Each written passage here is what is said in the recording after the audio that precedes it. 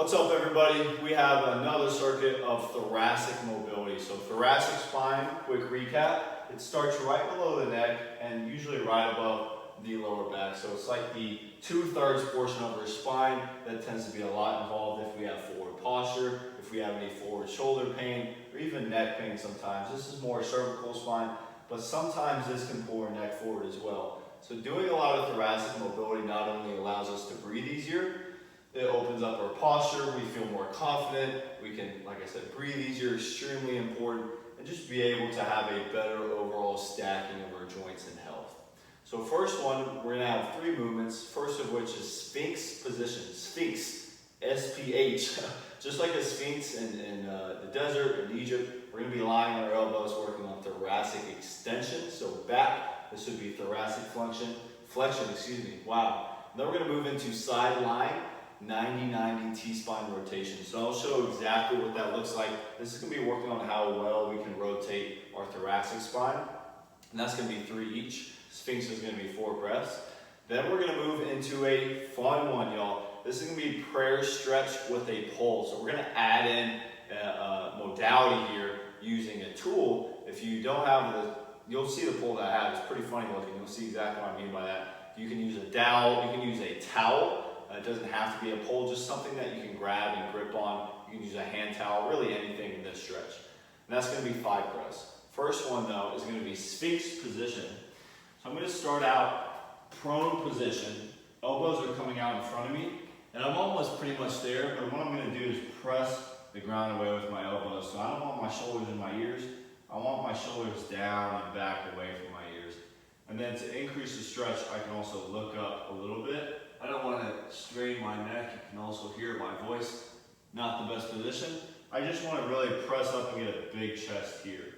Now, you also want to be cognizant that you're not arching your lower back or activating your glutes. A lot of people, excuse my language, they become a tight ass during the stretch. They go, they tense up. Oh, you see how deep I get. I'm so good. Just relax your butt, relax your ass, and then press the ground away with your elbows. Working on thoracic spine extension. Going for 4 breaths here. Now we're going to go into side lying 90-90. So I'll show it from this angle. What I'm going to do here is stack both knees on the ground at a 90-degree angle, hence 90-90. Now I'm going to alligator chop the ground with both hands. I'm going to go ahead and relax my head on the ground. All I'm doing from here is bringing my top arm, sweeping it around and behind my body. Thoracic spine rotation. So notice I'm halfway through the stretch. I'm pausing to explain it. My hips are facing in front of me, right? If I have headlights, they're pointing this way. I want my shoulder headlight on this top arm to be facing the ceiling as I'm done. So my hips are facing one way, but my spine, my shoulder is facing another. And then I'm going to rotate it back. So that would be 1. We're going 3 each side. My goal is to have both shoulders stacked on the ground as I'm going. If this is too easy, think I want to have bottom knee extended, bottom leg extended, top knee on the ground. Now I don't have as much force pulling my hips this way. I really have to work on stabilizing. So notice if I go this way and my knee lifts up, well then go back to the first one because my goal is to keep my knee and hips on the ground. Now that I do that, my arm lifts up. So you can see I still have some work to do. So again, just choose whatever works with you, either variation 1, exhale at the top, or variation 2 as I showed. Really working on how well we can rotate and open up our thoracic spine. Last one, I'm gonna grab my pole, since it's over there, get you an ottoman, get you a chair, get you a dog, get you someone that's in a bird dog position, something that you can put your arms on right here. I'm gonna grab this pole. You guys are gonna laugh at this one. So go ahead and get set up in front of the box. This is a 100-year-old huge bolt. This is a bolt. I don't know about the last time you've seen a bolt this big, but this is the type of stuff I have in my garage. This is literally like 100 years old. I got it from the flour mill in McKinney. So I'm gonna go underhand grip on it, and I'm gonna get my elbows spaced out to where they're just outside my ribs, okay? All I'm doing here is elbow on the box. I want to make sure I have a little bit more room to where my elbows just aren't hanging right on the edge. So comfortable position, toes tucked under.